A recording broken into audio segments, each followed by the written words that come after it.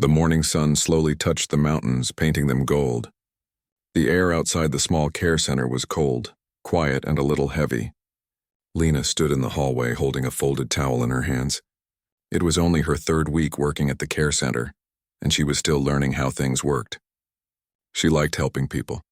She liked listening to their stories, but she never liked how some people there made fun of others. That day, a few co-workers gathered around the nurse's station. They were whispering and laughing. Lena didn't understand why at first. Then one of them turned to her and said with a grin, "It's your turn today.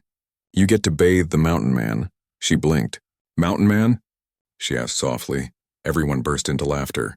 "Oh, you'll see," said another worker. "You're going to love it.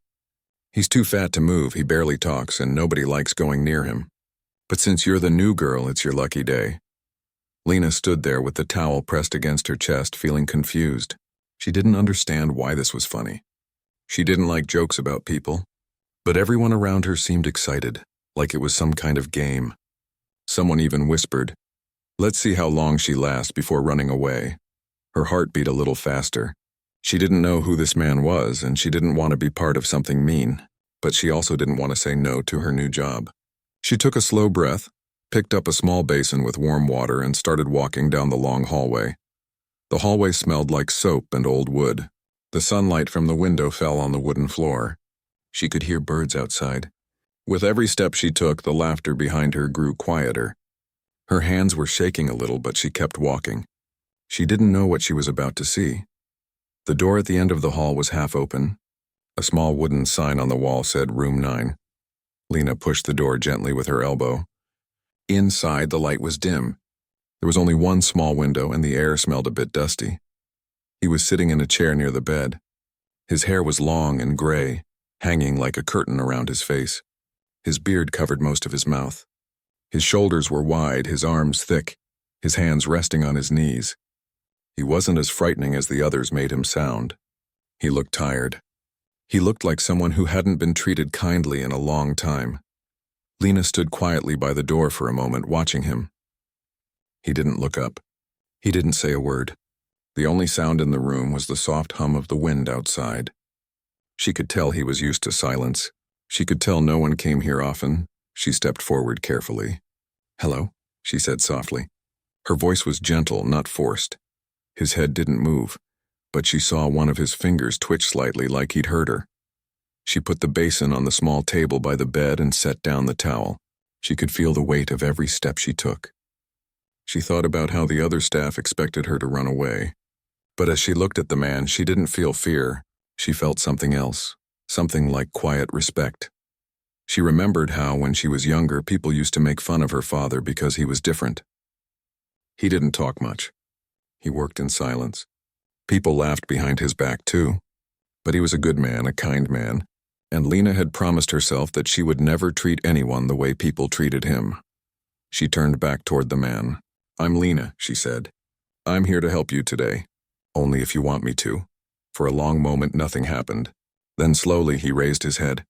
His eyes were dark, deep, and tired. He stared at her as if he couldn't believe what she'd just said. Lena didn't look away. She kept her eyes soft and steady. She didn't smile like someone forcing it. She just stood there, quiet, gentle, real. The man let out a small breath. She could hear it in the still room. He moved one hand toward the table, toward the basin of warm water, then stopped. She understood. He wasn't used to people asking him anything. He was used to orders. He was used to laughter. She dipped the small towel in the warm water, squeezed it gently, and walked closer. "I can help you freshen up," she whispered. "We'll go slow. No rush." He nodded very slowly, almost like a heavy tree bending in the wind. As Lena knelt beside the chair, she could feel how quiet the room had become. It was like time had slowed down. She carefully cleaned his hands first. His skin was rough and dry, but she treated it like something precious.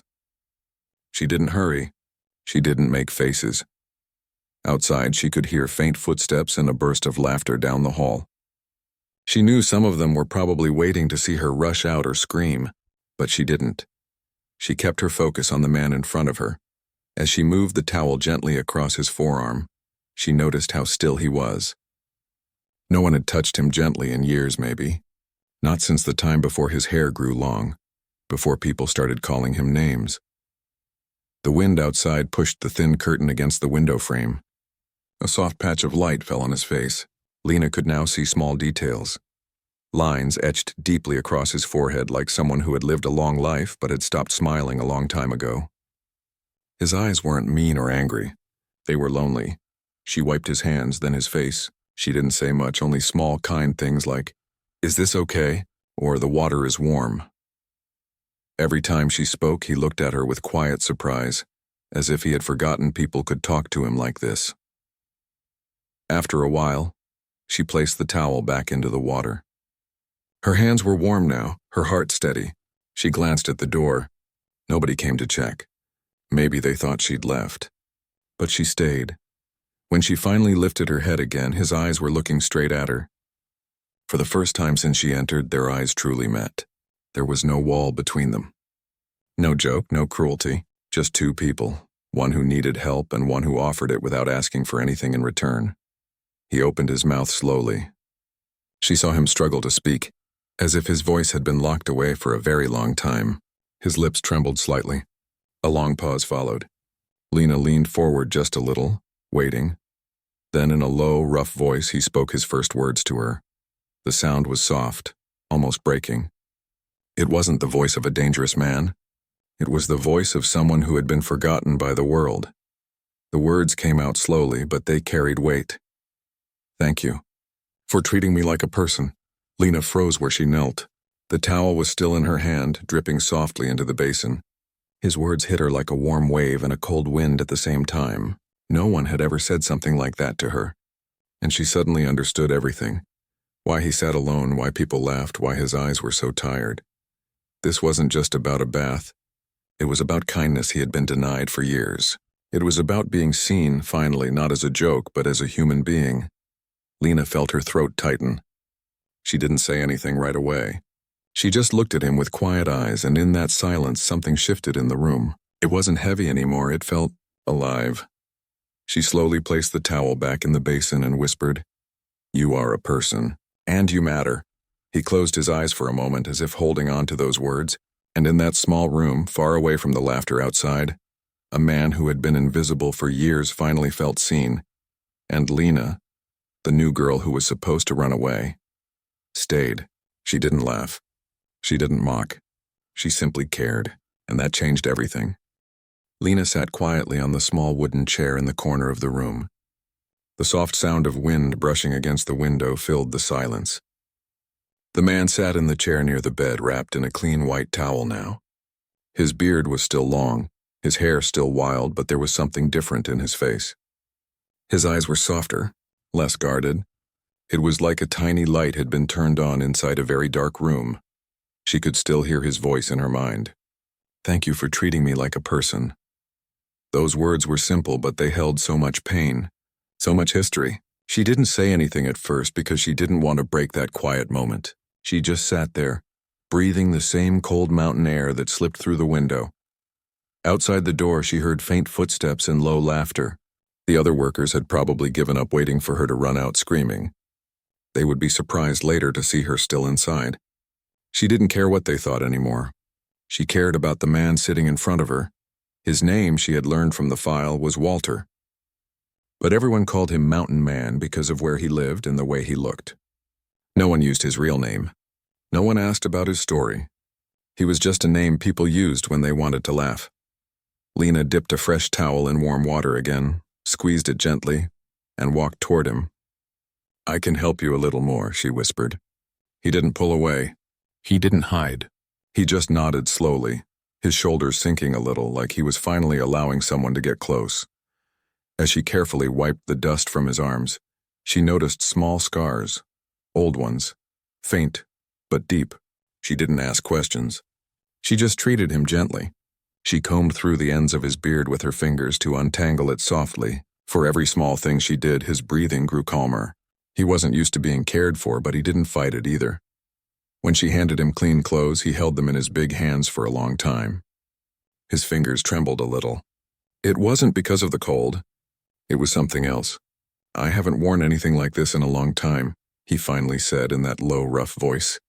You deserve it, Lena said simply.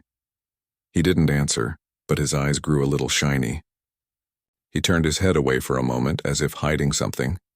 Lena didn't push. She just helped him slowly into the clean clothes. Every step was quiet, patient, kind. A few minutes later, he was sitting in the chair again, but this time, he didn't look like a stranger. He looked like someone who had once belonged somewhere. She brought him a cup of warm tea from the kitchen. When she handed it to him, his large hands almost covered the whole cup. He smelled it first, then took a slow sip. She could see a small smile forming at the corner of his mouth. It wasn't big, but it was real. No one's done this for me in years, he whispered, looking at the cup. Lena sat down again. Maybe they forgot. But that doesn't mean you don't matter. For the first time, Walter looked at her directly. You don't know what people say, he said softly. They call me names. They laugh. They say I'm too big, too broken, too far gone. She shook her head gently. People can be wrong. I see a person sitting in front of me, not a joke. Walter stared at her as if trying to understand how someone could say something like that. Slowly, he began to talk. His words came out carefully, like something fragile that hadn't been touched in years. He told her that he used to live higher up in the mountains with his family. They had a small cabin, a garden, and a life full of quiet mornings. But one by one, life took those things away. He lost the people he loved most, and the laughter in the house disappeared. After that, he stopped coming down the hill. He stopped talking to anyone. He let the world forget him. And the world did. But the cruel part wasn't the silence. It was when people started laughing at him like he was less than human. They told stories about him that weren't true. He heard them through the walls of the care center. They thought he didn't listen. But he always did. As he spoke, Lena didn't interrupt. She didn't pity him. She just listened, really listened. And as she did, Walter's voice grew stronger, as if each word was slowly lifting something heavy off his chest. I didn't think anyone would ever talk to me again without laughing, he finally said, his hands tightening around the teacup. I'm talking to you now, she said softly. The room fell silent again, but this time it wasn't the kind of silence that hurt. It was the kind that wrapped two people in quiet understanding. When Lena stood up to leave, Walter's eyes followed her like a child afraid the light would go out. She smiled gently. I'll be back tomorrow, if that's okay. He nodded slowly, and for a brief second his lips curved upward into a smile that was small but real. The next morning, when Lena came back to work, the other staff gave her strange looks. You didn't run off yesterday? One of them said. Another laughed. She actually stayed. With him, Lena didn't answer. She didn't need to. She walked past them with quiet strength. She had learned something they hadn't. That kindness could change the air in a room, could bring life back into tired eyes. When she reached Walter's room, he was already sitting up, waiting. He had combed his hair a little. It was messy, but it was clear he had tried. When she walked in, something in the room felt warmer. Every day after that, Lena spent a little time with him. Sometimes she helped him bathe and dress. Sometimes they just talked. Sometimes they didn't talk at all. They just sat by the window listening to the wind and the birds outside. He began telling her more about his life. About the cabin he built with his hands. About how he loved listening to the sound of rain on the roof. About how he used to bring wildflowers to his wife every spring. His voice softened when he spoke about her. Even after all those years, he remembered every small thing. And Lena, who had grown up listening to silence herself, understood him in a way no one else did. One afternoon, as they sat near the window, Walter said something that made her heart ache. I thought I'd die here with no one ever saying my name again. She touched his hand lightly. Walter, she said softly. Someone is saying it now. His eyes filled with quiet tears that he didn't try to hide. He looked at her as if she had returned a piece of him that was lost. Slowly, other people in the care center began to notice the change. Walter started coming out of his room. He sat in the small garden for a few minutes each morning. He nodded at people when they passed. He even said hello to one of the staff who used to make jokes about him. They didn't know how to react at first. But little by little, their laughter faded. It wasn't funny anymore. One of the older nurses whispered to Lena, I've never seen him like this before. What did you do? Lena just smiled. I listened, she said. Weeks passed. Walter began to speak more. He even helped in small ways, like holding a door for someone or helping Lena carry a basket. He was still the same man, but something had come back to life inside him. Something people thought was gone forever. And Lena realized something too. The cruel joke that was meant to humiliate him had become the beginning of something real, a friendship that was quiet but strong, a reminder that sometimes one act of kindness can touch a heart that the world forgot. One late afternoon, as the golden light of the setting sun filled the room, Walter turned to Lena and said, "You changed the way the world looks to me." She shook her head. "No, Walter. You just let someone in." His smile was gentle, and his eyes, once tired and heavy, were now bright with life again. The room that was once cold and silent had become a place of warmth.